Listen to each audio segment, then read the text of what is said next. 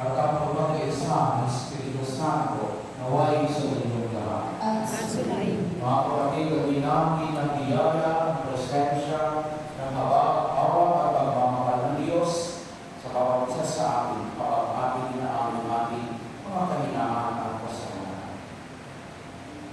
Panginoong Isus, ipinagkasundo mo kami sa Diyos Ama sa pamamagitan ng pagkamatay mo sa krus.